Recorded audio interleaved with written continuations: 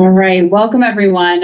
Let's start the meeting. Thank you so much for joining us today, both in person and virtually. We are in a silly season, as I like to call it, at the end of the legislative session. So I know that people are quite busy, so appreciate that folks are getting on today. So today's meeting is only an hour in length, so we're going to stay focused on the topic at hand, which is the Capitol Mall Design Framework phase.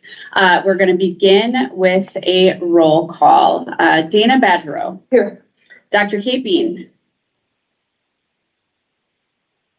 Alicia Belton. Present. James Garrett. Present. Hannah Hills. Here. James McLean. Melanie McMahon. Here. Representative Ginny Cleaborn. Here. Representative Isaac Schultz. I know Senator Nelson is not here. And then Senator Sandy Pappas. Here. Excellent. And thank you so much. We've got a quorum. We are going to dive into the agenda. The first item on our agenda today is an update and action item on the Capitol Mall Design Framework. Welcome Josh Brooks, Principal Landscape Architect and Planner from Sasaki, and Executive Secretary Cedar Lee Dahl will also be part of this. Josh and Eric are here to give us an overview of phase one of the framework and seek an action item from the board today to approve the direction of phase one of the framework and provide flexibility for the Executive Secretary to get to act on the implementation of phase one, keeping the board apprised of changes and bring it back to the board if there are significant substantive changes. So take it away, Secretary. All right, thank you, Madam Chair. So we're going to mostly focus on Capitol Mall Design Framework Phase 1 today. We're coming back to you because of some timeline concerns related to what we approved back in March. And that's why we're here today to try and kind of set the direction so staff and our partners at admin and with Sasaki, we can move forward quickly. So let's see if this works here. Okay, so I'm going to do a quick overview and then I'll hand it off to Josh, and then we hope there's a great board discussion, and then I'll come back and give an overview of the resolution. Okay, so just to remind everybody on what was required for the statutory purpose was to do plans for green space campus-wide, including but not limited to those additions on Lot C, the board site, and across University and Rice on the kind of kitty corner from the board. And Lot C also plans for visual markers and welcome information on the Capitol campus at corners of Rice and University, but also campus-wide. And then plans to plant trees throughout the Capitol campus, as well as including interpretive markers honoring the importance and stature of Capitol campus, both historic site and as a modern, active public gathering space for all Minnesotans. So just to reorient everyone to what we are required to do and what we believe the Capitol Mall Design Framework, when we bring that to you in June or July of this year, will meet that legislative requirement. And we believe that the first phase of the Capitol Mall Design Framework that we're going to talk about today puts us headed in the right direction for that. So just a couple legislative updates so everyone knows, and if any legislators would like to jump in and give any update on these as well, we do have the $5 million that we're currently talking about today for phase one of the Capitol Mall Design Framework. Currently, the legislation says it must be completed by December 31st of this year, and that's why I asked you all to come in on this crazy last week of session to make sure that we could get going right away so we could hand this off to admin and HGA and start work right away so we can meet that deadline. We're hoping that an extension happens to June 30th, 2025, but even if that happens, we still need to move quickly, and that's why we wanted to meet today to really help the board understand the direction we're headed and get that certainty from you all. There's also just some other stuff out there. There's a $12 million bonding bill that is to be used for the Capitol Mall to implement further phases of the Capitol Mall Design Framework as directed by the board. And so that's out there. That's not a certainty. We're hopeful that that will move through, and by the end of the session, we'll have that, and we can work on other phases of the Capitol Mall Design Framework, which would be really exciting. And then there's a $1 million fundraising fund that's in bills going through the legislature right now that provides funds to the St. Paul, Minnesota Foundation to raise funds for Cass Gilbert Park, which is part of the vision of the capital mall design framework. And that's just a few legislative updates. I could give others related to other projects, but I think let's stay focused and get right to Josh's presentation, because Sazaki's done a lot of work on this and responded to a lot of comments that we've heard through this process. So with that, I'll pass it to Josh, and I'll stop sharing, Josh, and you can share. All right, thanks everyone. Just to make sure everybody can hear me. Yes. Yes. All right, I'm going to share my screen here. And please confirm that you are able to see the screen. We can see it. Awesome. Thank you very much. I'm super excited to be back speaking with you all. I think last board meeting was really incredible to confirm the initial direction of the CMDF, and our team has been very hard at work. We're excited to publish the 90% draft for comment here in the next couple of days. What you'll see is an incredible amount of work and a really exciting vision for the future. I think what we're here today to talk about really is phase one, but I think I'd be remiss if I didn't remind everybody the charge that was given to Sasaki to lay out a vision for the Capitol Mall and the larger district that is more welcoming to more Minnesotans. That includes an emphasis on human comfort, an emphasis on programmatic flexibility, an emphasis on instilling a sense of public life and vitality to the Capital District. And every decision that we have made as we've moved this plan and design work forward is in pursuit of that goal, is how do we activate this space? How do we make it more representative of all Minnesotans? And how do we think strategically about how it is implemented moving forward, so that the decisions that we make with each step of the project, starting with phase one, are in pursuit of that larger vision. And so with that, what I'm going to do is I'm going to present today the direction that we believe the board should approve and move forward with in terms of the first phase, that is that $5 million. This is really critical because given the timeline that we are currently facing, there are real concerns that our team has from a procurement standpoint and a construction standpoint that this work needs to be approved quickly, or we need to decide what that scope is so that we can meet the legislative guidelines. There's really only so much that I can do as a designer to influence construction timelines. That is ultimately the role of the contractor. And so getting this out of the hands of the designer and into the realm of construction is of paramount importance to meet that timeline. So what we're going to be focusing on today is the upper mall and the concept for some proof of concept interventions to MLK and the community commons, as well as some interventions to the lower mall, all of which we think hit the core values that have been given to us in terms of the CMDF. That is to plant a lot of trees. And by that, I mean really focusing on human comfort, really focusing on accessible spaces that can be shaded, places that are comfortable, places that allow you and your colleagues to come out of the buildings and enjoy the landscape. We've also focused on some security measures. We've focused very heavily on ensuring universal accessibility, and that's not just compliance with Minnesota code, but rather a more holistic approach to the project that I think was demonstrated by the letter of support that was given to the board by the Minnesota Commission on Disabilities. Additionally, wanting to focus on interventions that allow for a more broader representation with the installation of the tribal flags, all of which we're very excited about and we think is an incredible first step in realizing the CMDF. I want to hit on a couple of points before we show the plan. The upper mall, as it sits today, and the interventions that were done when the Aurora Promenade was constructed provided some great changes to the mall, removing the road, creating a civic plinth that we're really building off of today.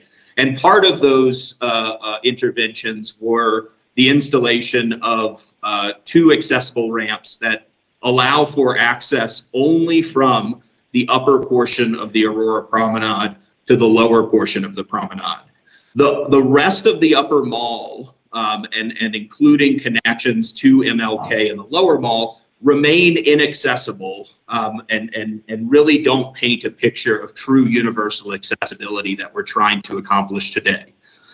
So with that in mind, what our proposal demonstrates is really a 3-fold intervention. The first is the installation of an elliptical path that connects and builds off of some of the great work in the lower mall, setting up what we're affectionately calling the commemorative circle. And that hosts the tribal flags that sit just south of the existing MLK Boulevard and what would be the future community commons. This creates a really intentional plaza space that celebrates that installation and really sets up a really strong foundation for some of the future phases of the CMDF to be implemented.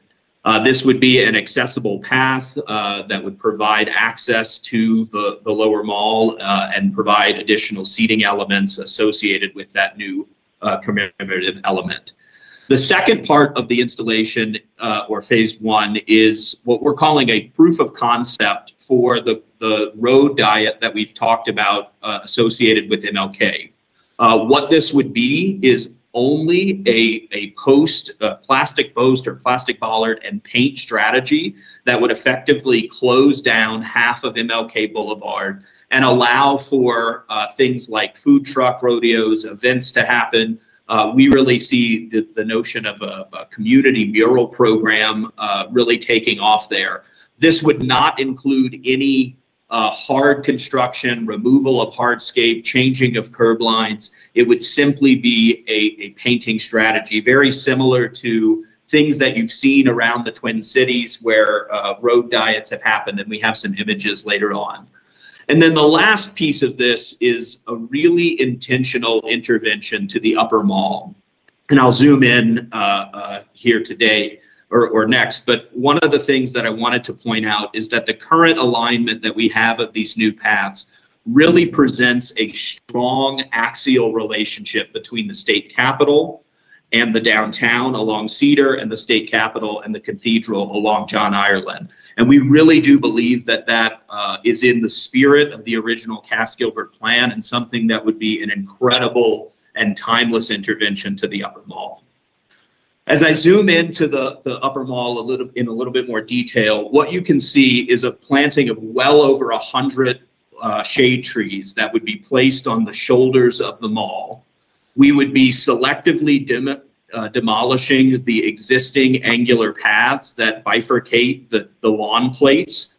We think what that will do is actually create larger contiguous areas of turf that allow for a little bit more programmatic flexibility, as well as aligning those new paths with the incredible amount of shade that we would be creating in the upper mall.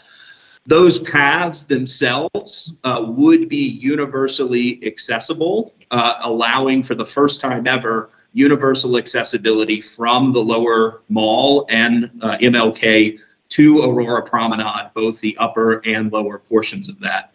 We would also be selectively removing the scissor ramps, and I know that those were recently installed, but we feel very strongly that in looking at the future of the upper mall and in alignment with the CMDF that you all have approved, that this is the right response. Those elements are, it's not an incredible amount of demolition to what was there. And I would be remiss if I didn't say in any construction project, there is always going to be demolition.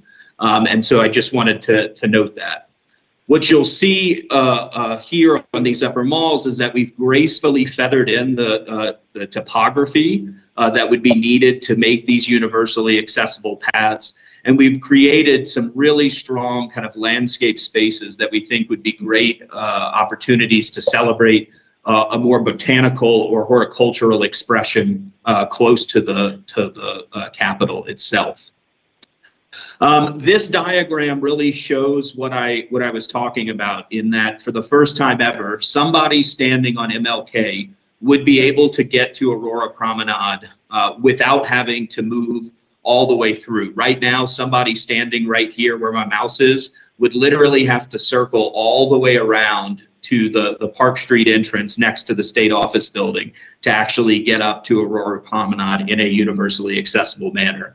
And so this new strategy really does align with universal accessibility, and I think even more than that, allows for the incredible intervention of the shade, the benches, and the landscape elements on the shoulders to be fully accessible by anybody who wants to experience those.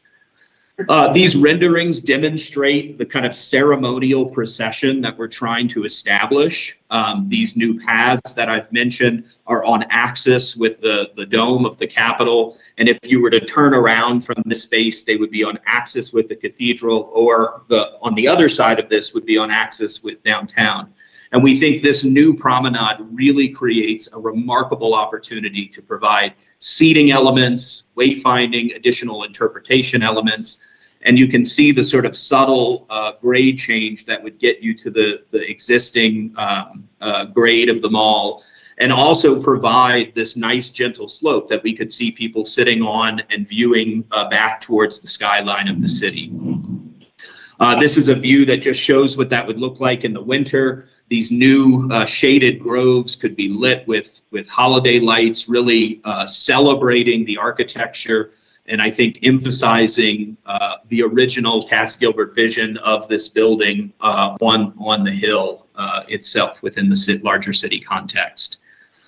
To describe in a little bit more detail, and I'm not going to dwell too much on this, this diagram represents a couple of street sections, just so you clearly understand. Right now, the existing cross-section really along this entire stretch is a huge swath of pavement that includes very wide drive aisles, a concrete median, and non-separated bike lanes. And what our strategy would be is to really reduce the width of vehicular access, limiting the lanes to one lane in each direction, minus a center turn lane up here closer to University. And in the center here at MLK Commons, and I will note there was a mistake on the packet that was sent out to you, we would be assuming one lane in each direction and a parking stall that could be utilized for both on-street parking as well as food trucks that could be established. Again, that section of the street that I just mentioned would not include any demolition. It would be very similar to the two images here that you see on the left. We've seen really successful installations of this in very similar climates. Minneapolis actually does quite a bit of this kind of work. And so we do think it's feasible, but basically these would be plastic bollards, and there would be temporary painting on the existing pavement.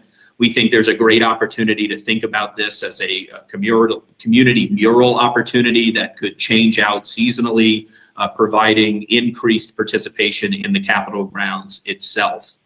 In addition to those elements, some of the upper mall pieces consider new low-slung walls in concert with the axial paths that could be great opportunities for monumentation and wayfinding.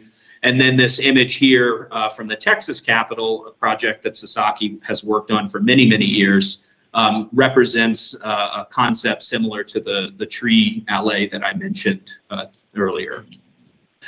Some of the other elements that we get very excited about, as I mentioned before, within the lower mall, the opportunity to think about the representation of the tribal flags across that lower arc, the opportunity to think about new interpretive elements along that path, and really set up the opportunity to think about wayfinding in this smaller space that can then serve as a template for larger wayfinding installations in alignment with the rest of the CMDF. This view here shows you a view from the lower mall looking back towards that arc. This picture, I'll have to say, this arc is not within phase one, but we wanted to show it so you can see the relationship of the upper mall and the tribal flags prominently displayed in the center of the lower mall itself. The thing I want to stress here is that we've been very critical to understand how we get this work to fall underneath the $5 million threshold. And so this represents a high-level cost estimate that we think is still fairly accurate. We'd, of course, want to update that as soon as we get approval on this direction. But right now, we think this is very feasible. I wanted to represent another option that we did explore, but that does not meet some of the requirements that we talked about. And so we have been looking at alternative options, one that would actually extend some of the CMDF ideas of the security walls along the lower mall and more aggressive reconstruction of MLK. You can see that resulted in a couple of issues from accessibility when we try and tie back into the existing conditions. And in addition, it was more than $5 million. And so I just bring that up to note that we have been testing multiple scenarios, and we think the preferred alternative that I just described is really, really important and aligned with the vision. With that in mind, I wanted to stress that the installation of this, what we're calling phase 1A, we do see as in alignment with the other legislative funding streams that you all have been working on. The idea that this is all part of a larger phase 1 implementation, and that includes what you all approved several months ago, the emphasis on the community commons. And so what we are calling sort of phase 1 holistically, which includes phase 1A and phase 1B, would be the full road diet and creation of the kind of cultural walk and the establishment of the community commons, which would add new trees, landscape elements, programmatic infrastructure to the MLK arc between the upper mall and lower mall.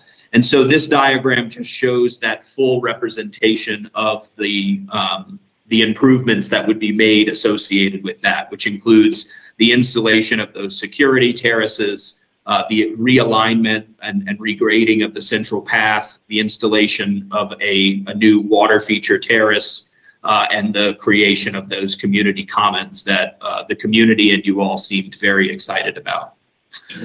This image shows a representation of the completed phase 1B, so the holistic phase 1 that I just described.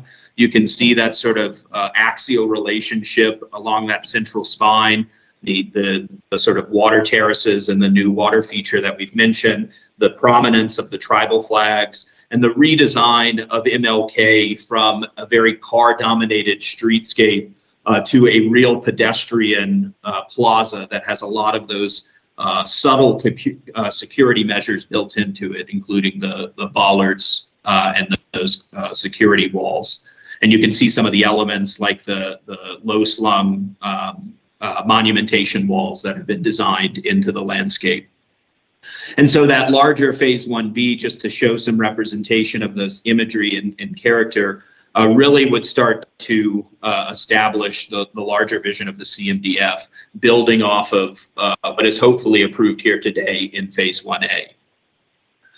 To close it out, I really just wanted to emphasize that what we've described today and what we've designed as phase 1A really sets up the rest of the CMDF, the larger vision for this as a more active piece.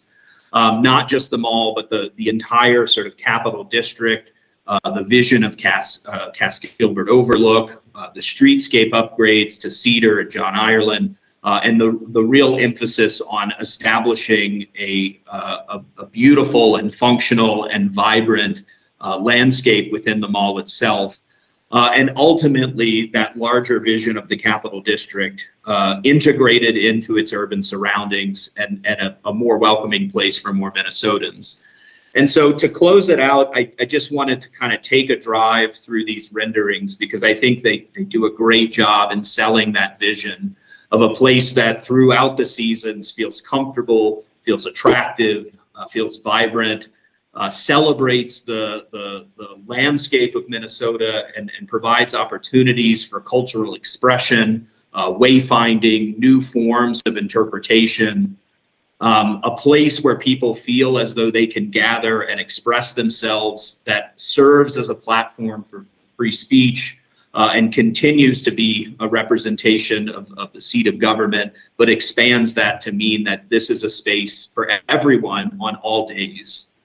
As we zoom out to even the nodes of University and Rice, really understanding that our emphasis throughout this entire process was to take the voices of you and the constituents they've heard to date and really demonstrate a public realm that fits into this larger vision of a vital and vibrant district within St. Paul, a place that is part of the collective memory, a place that major events can happen, but on every day is comfortable, is safe for pedestrians, and allows for those moments where people can get out of the buildings and be with one another. And I love closing on this image. Hopefully some of you have seen it. If you haven't, this vision for the Capitol Mall area, we're incredibly excited about, humbled to be a part of this. And we're really excited to see the first phase move into implementation. And we think that everything that we've come up with to date really sets up this larger vision to unfold. And so with that, I welcome any comments or questions. I can't see everybody's face, and so if I need to go back to a slide, I will start sharing my screen again if I need to. That sounds good, Mr. Secretary. I'll have you monitor the teams, folks on teams. Josh, thank you so much for all of your work on this and for walking us through. I think those images are really exciting. So I'll now open it up for any questions or discussion. Representative Leeborn. Thank you. Excuse me. I have to be kind of the rain on the parade. I really like the design and I like the framework and I like the overall big picture. The piece that I, as a legislator, have to push back on just a little bit is the removal of something that we've just put in, right? We just spent a significant amount of state money to put in those ramps, and for us to be ripping them out at this time is really hard for me to justify. So I'm trying to figure out how we can do a good portion of this plan without the realignment of the hardscapes. I think it's really, and it sounds so weird for me to say this as a long-time disability advocate, but I can't see us taking out those pieces that we've only recently just put in. And so how do we use this $5 million in the most pragmatic way possible without ripping up those hardscapes? Madam Chair, I would, or I'm the chair, Madam Chair of State Gov Finance. I think I would, I appreciate your comments. Yeah. And I think we've heard a really clear message from the disability community that there are improvements that we can make. I think the shared values of the CAP board and what we've expressed is to make the Capitol the most welcoming and accessible we can. So for moving things that, you know, certainly we just put in, you know, spent taxpayer dollars on it, I understand, but I also think we can make it even better, and that's a better investment in taxpayer dollars. So as the chair, I would, if you are proposing a motion for that, we can entertain that. Let me explore this for just a moment. So my concern is that we started and we run out of resources. So the question is, if we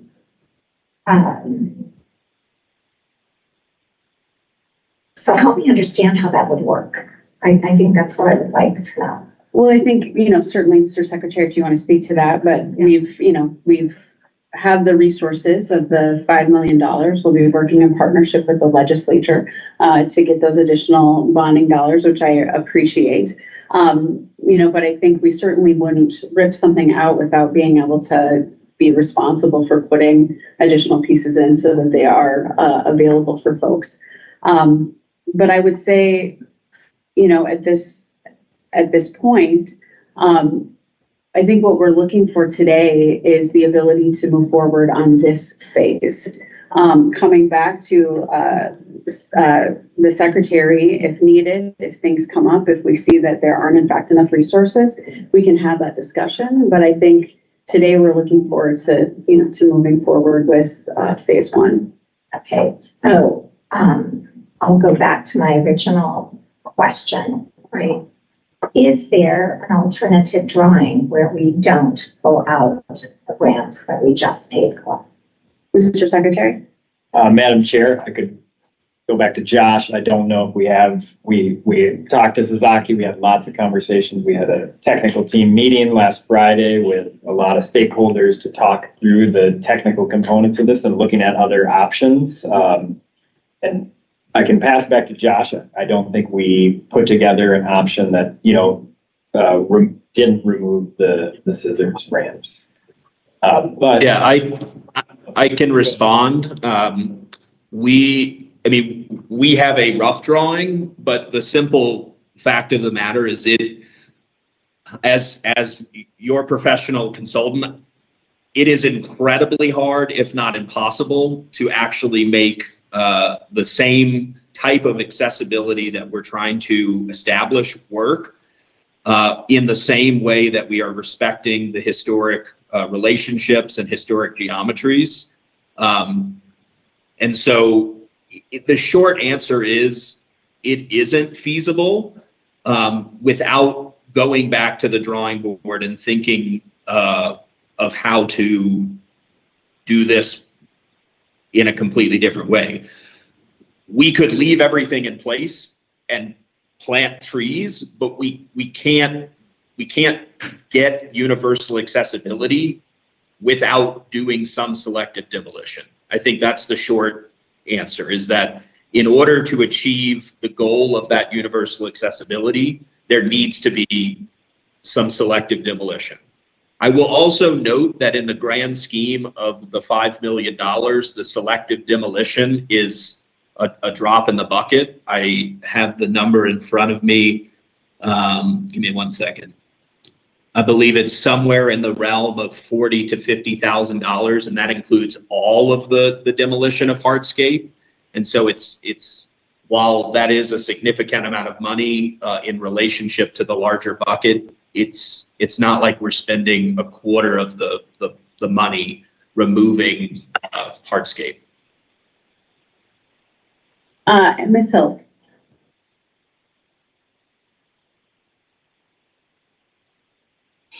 Thank you, Madam Chair.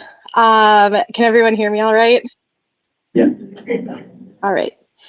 I just want to first, Josh, thank you so much for this incredible, well thought out plan. I think it's amazing that everything that is thrown at you guys with different viewpoints and different constraints, it's pretty amazing that every time you come back, it's just really impressive with how thoughtful you guys have been with your replanning.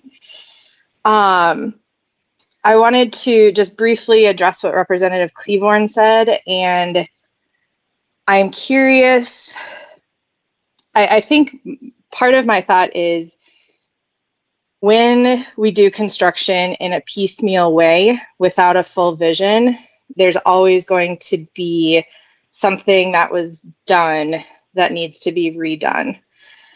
And I'm curious with the plan that you just laid out, if you feel like all of the elements have a very low probability of needing to be redone if this project continues to be put together in a piecemeal way.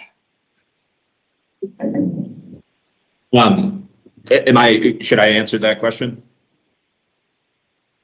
Certainly, go right ahead, Josh. Sorry, I'm not sure on protocol, so you just throw the book at me if I mess up. Hannah, that is a phenomenal question, and actually one that I feel like Sasaki and the Eric and Peter in particular have been asking ourselves a lot over the past month.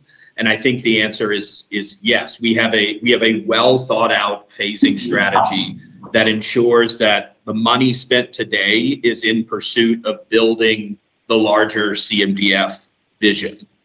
And so everything that we have planned to date as part of the CMDF would fit in with what we're saying as part of phase 1A without needing demolition of what is installed today.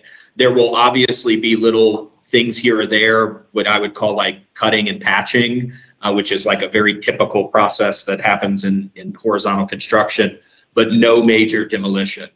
The other thing that I would note that I think is also important there is, should the CMDF never happen, the rest of it, we would still have a good project. I think that's another fundamental piece that we've been really struggling with, is how do we ensure that if, God forbid, nothing ever gets installed after this 5 million, that we have a finished product that feels respectful to the historic legacy of the Capitol and does the things that we set out to do, which is provide shade, provide comfort, provide accessibility. So I hope that answers your question.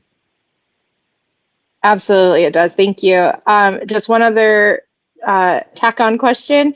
The ramps that Representative Cleavorn mentioned, do you have a number for how much those originally cost? I guess, are we tearing out like a multi-million-dollar ramp, or is it, I know 40,000 to 50,000 for tearing out, but I guess the original project, was it fairly significant?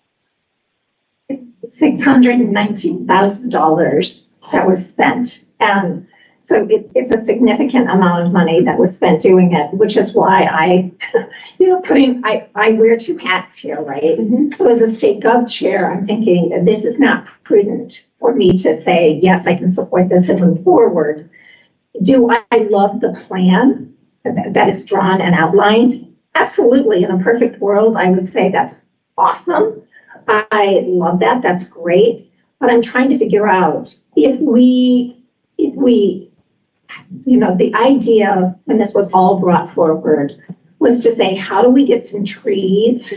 How do we get some benches? How do we make sure that the lighting is adequate so we can even attempt to draw people to the mall, right? I mean, that's where all of this began, right? And so I'm thinking to myself, okay, can we, in this first stage, because I'm really worried about this December 31st end date. If we're at December 31st and this is all that moves, I want to make sure that we get those trees planted. I want to make sure we get those benches in.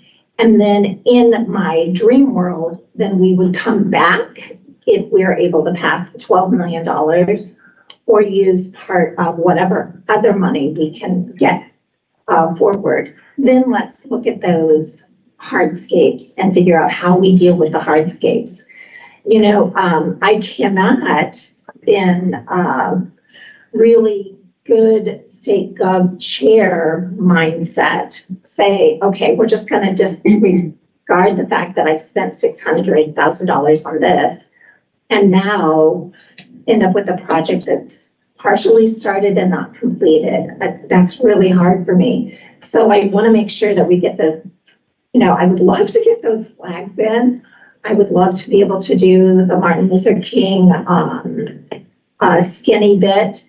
I would love to be able to get those trees and benches in. And I think that would be such a start from where we are today. I mean, I just want to level set where we are today. We are with a lawn that looks like a neglected, I'm so sorry, administration, I'm not putting this on you, but it's just a plain lawn that looks like we've taken a golf course and moved it in. So how do we get these trees? How do we get these benches? How do we get as much of this done as we can by December 31st? Mr. McLean. And sorry, I don't want to spend too much time on this if it's clear to everyone else. But I'm not clear, even though I'm at the Capitol quite a bit, what a scissor ramp is and what exactly. So one question I have is why did we put those in recently? And then is there a picture or something? Otherwise, after this meeting, I could just go over there and investigate myself. But like, I'm not clear what exactly we're talking about potentially taking out. Is there anything that would help? If we can go back to that, I know we're going over a slide. I can't even envision why did we put those in recently? And why are they difficult to, why are they a problem? Madam Chair, I know that we put them in 2017. 19. Oh, 19? Yeah, Wayne, come on up.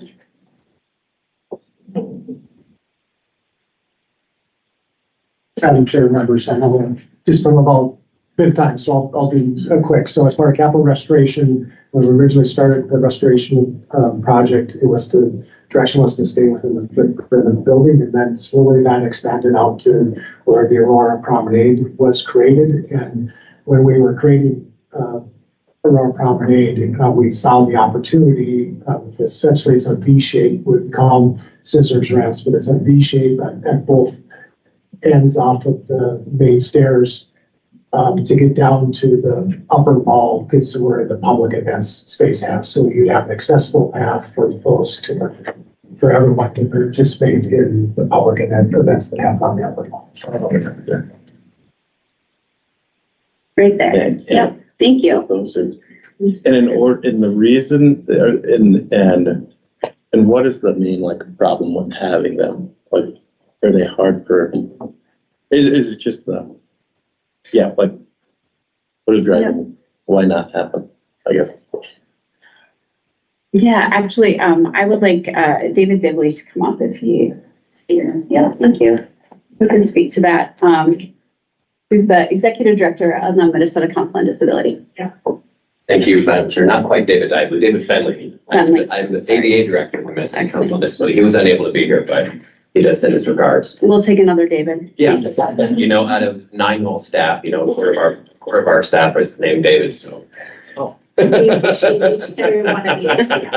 Yes, we do what we can. We are where we can. And we do appreciate both Representative Claiborne's long-held history of supporting our community.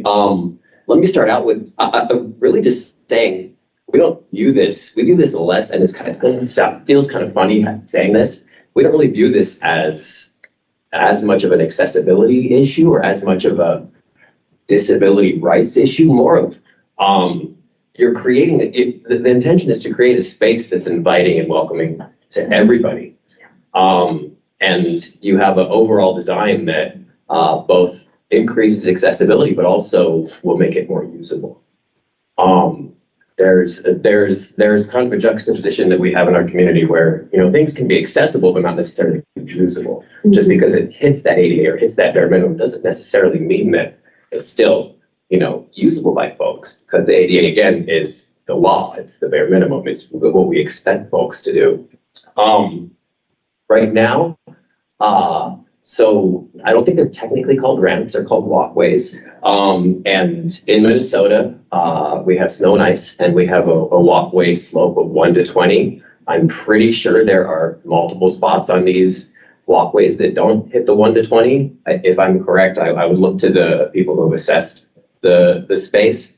And the ramps that are in the design do hit that. So if you want to talk about just straight up technical specifications, technical standards, which I think was the question.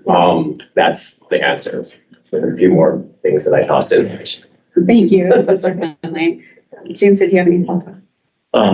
No, thank you. That is helpful context. I just want to make sure before you take off. Mr. Finley, can you tell me that these particular ramps do currently meet ADA requirements? Is that correct? So more weed stuff. Yeah, more weed stuff here for when we're getting the weeds. So in Minnesota, so the ADA has a requirement of 1 to 12 grams. So yes, they would meet ADA requirements, but in our Minnesota building code, we've gone above and beyond ADA requirements and said outdoor uncovered walkways have to be 1 to 20. Where technically feasible, obviously, you're not gonna have a 1 to 20 ramp, you know, on a mountain. That's just silly. Right. But so in Minnesota, we want to look to building code for that technical standard. Because if you look to ADA, you might actually be a violation of Minnesota state building code. Okay. So, yeah, this is so hard. This is hard for me because Mr. Finley will tell you, I'm like always out there. It's just, I'm in a spot where I'm like, okay, if these currently meet our needs, but are maybe not as desirable as we would like in the future, but we use them currently. I'm just trying to figure out how do we get forward knowing that we could run out of resources and still improve the space that we have. It's a real dilemma for me. Senator Pappas. Thank you. It just took me a minute to turn off my microphone. I just wanted to make a couple comments about this because I think I started out certainly sympathetic to what Representative Cleaborn is talking about, is that it's really unfortunate when you build something and then you have to rebuild it. I'm less concerned now that I heard about the demolition costs, and I don't think maybe an architect was involved in the original design of the scissors path. But I wanted to mention a couple of things. In the capital investment group, we're very accessibility conscious, and we're intending to fund a tunnel between the new remodeled state office building and the Capitol at the cost of $8.5 million to make sure that it is accessible and not at the current slant it is now. We also are putting in dollars into trying to make other state buildings in both the complex and throughout the state accessible. So it seems to me kind of an unfortunate contradiction if in doing the mall now, we're not willing to do kind of the best and brightest and most advanced approach toward lovely accessible paths. Even though there's, it's unfortunate that we have to tear up the old paths that were okay at that point, but 5 years later, we don't think they're going to fit with this new design. So I guess I've changed my mind about it because I do prefer, we did decide not to tear up MLK Boulevard. I think that was a big compromise with the original plan because we didn't want to disturb the hardscape. And I think the design team came up with an alternative where you could kind of narrow the roadway and slow down traffic, which is way too fast, through merely doing paint. We saved a lot of money right there, although I do think that we want to do stormwater in the future under that road. So I think that we did get the design team to compromise on the road, and so I think we should go along with the design team with the path. Thank you, Senator. Ms. McMahon. Thank you, Chair. Actually, Representative Cleaborn, the piecemeal funding is one of the reasons why I do support the redo of it moving forward. I think if you were to try and keep the scissors ramp and then do the remaining tree plantings and the other scape to make it accessible down to the lower mall, it would look piecemeal. And then trying to get funding later to sort of finish it off would have almost a haphazard look and approach to it versus, yes, taking them out, you at least have that unified look. You have that accessible and universal design moving all the way from the Capitol and the upper down to the lower mall. So I actually think it looks a lot more cohesive. And if funding were not to be acquired in the future, it would be less of a piecemeal looking project. So I think in that way it does it. Just one other thing I did want to quickly note is I really do appreciate both the design team and CAP board staff's willingness and flexibility in really listening to some of the technical information and the response, looking at MLK and that original design, looking at the deadline that's currently in the legislation and coming back with something and really focusing on, what is responsive, what is technically feasible, what can be done during that time. And so I know with things like this, there's a lot of different iterations, and there will continue to be a lot of different iterations and responsiveness and change. So just wanting to note that I appreciate that work, in particular, within different departments and divisions of the city of St. Paul, and appreciate that, and continuing that moving forward is really welcomed and wonderful. So thank you. And I'll just close with this. It's going to be the last time I say anything about this, but I just want to be really clear about it. I am in a very different space than the rest of you, right? I'm one of 201 votes. And I have to be able to go back to my legislators and say, I'm ripping out $600,000 of work, right? And so that we can have this new visually attractive plan. And so, and I think it is, and I understand making sure that we are working towards a more accessible Minnesota for everyone. I'm all about that. But I still have to go back and justify it to my other 200 colleagues. And I know that there's going to be pushback on that. And I know that the one thing that I don't want to have to come back before this committee with is a notwithstanding. So I just want you to know how this gets received when I have to take it back. And so I want to be really clear up front. We can vote for the plan and we can put the plan forward, but that doesn't mean it's a done deal. If there is pushback in the legislature, that notwithstanding clause is always there. And I would prefer not to do that. So I would prefer to be able to say, how can we do this plan as holistically as possible, right? As holistically as possible, and get it done as quickly as possible, meeting what our original goals were when we originally wrote the legislation to. So I just want to be very transparent about that up front. I appreciate that. Mr. Garrett, I'm going to go to you, and then Ms. Hills, and then my hope is that we can move us towards walking through the resolution. Mr. Garrett. Thank you, Lieutenant Governor. This is James Garrett, Jr., Managing Partner of Formula Architects. I just want to chime in and really commend Josh and his team for really the outstanding job that they've done in terms of bringing a vision together that is not only responsive to the concerns and the needs of our constituents here, but also quite impactful and visually beautiful. I also want to just reiterate what Senator Pappas said. I think she made several points that I think are spot on. And I guess I'll just further iterate that in this profession, unfortunately, it is quite often that we have to redo work that has either been partially done or has been recently done in order to execute a larger vision. I look at it as similar to, if you have an immediate need, if you break your arm, you may need to have a splint, you may need to have bandages, you may need to have a lot of things. But then in order to fix it and reset that bone, they may have to go in and actually have, surgery and operate on it and actually fix it and get it right. And so they're undoing the stitches and the bandage and the tourniquet and whatever has been put on to sort of stop the bleeding that you initially needed in order to execute the larger vision of actually fixing the thing. So unfortunately, that's just something that happens in our profession. And,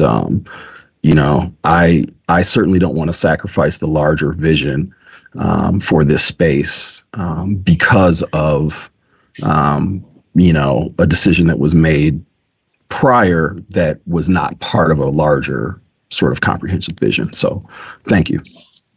Thank you, Mr. Garrett. Ms. Hills, I'm going to come to you, but I would also just say that our esteemed senator needs to go to the floor to vote. And so I want to make sure that we can let her do that. But if you could keep it as brief as possible, please.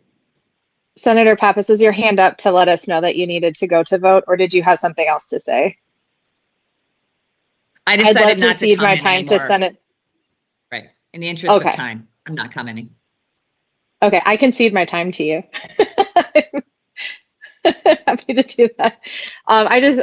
To wrap up, Representative Cleaborn, I do not envy the position that you are in. I am grateful to all the representatives and senators who put so much work into this legislation.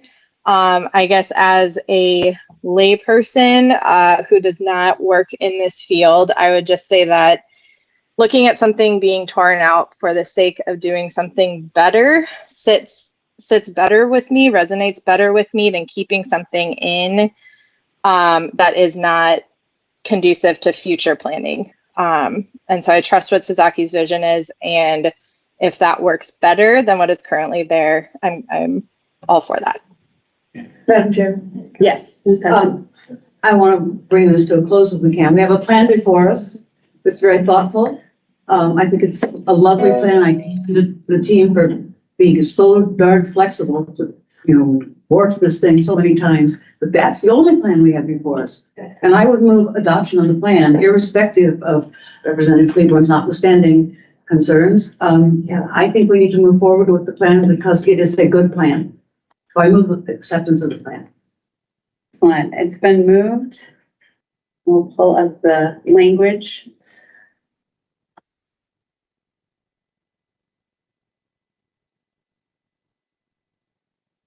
Time is of the essence. Yep. Yeah, so It's been moved. Is there a second? I'll second.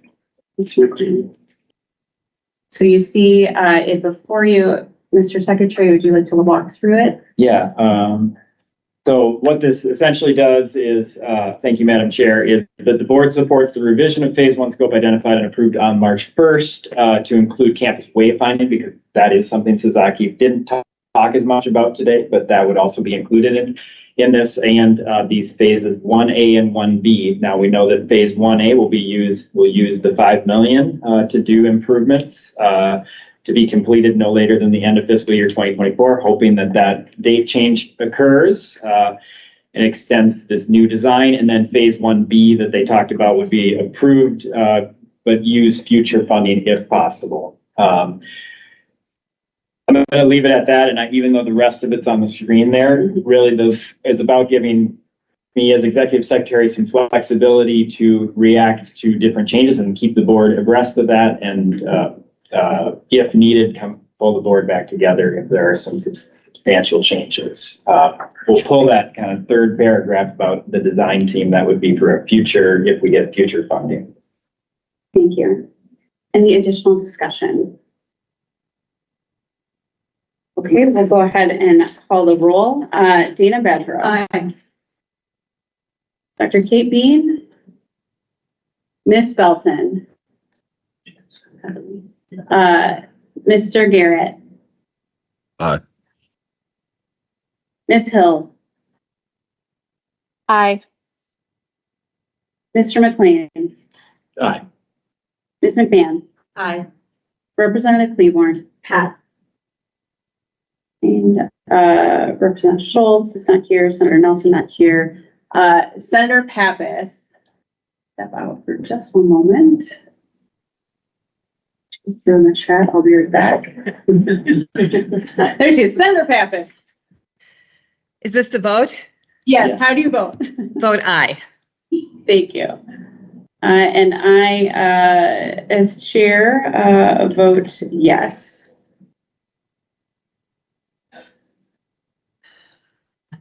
Sure, that's 6 ayes and 1 abstention. Oh, 7 ayes, sorry. And one abstention. One abstention, yeah. Passes. The motion is approved. I know we need to wrap up here, and Senator, you need to go govern on behalf of your constituents, which we appreciate. I do want to just say one thing. I also want to honor Representative Cleaborn, the 200 other members that you need to report back to. But I also want to be very clear that the role of this board, and although the legislature determines whether or not this board exists, but we do right now. And what we've been tasked to do is to make the Capitol as welcoming and accessible as possible. And I want you to know that we have your back. And that as you need to have these conversations, there are people here, there are people clearly in the disability community who will have your back on this. And I want to just close with this paragraph from the letter, which is, accessible design benefits everyone. Often it is easy to discount resources to improve a space if it is perceived as currently functional.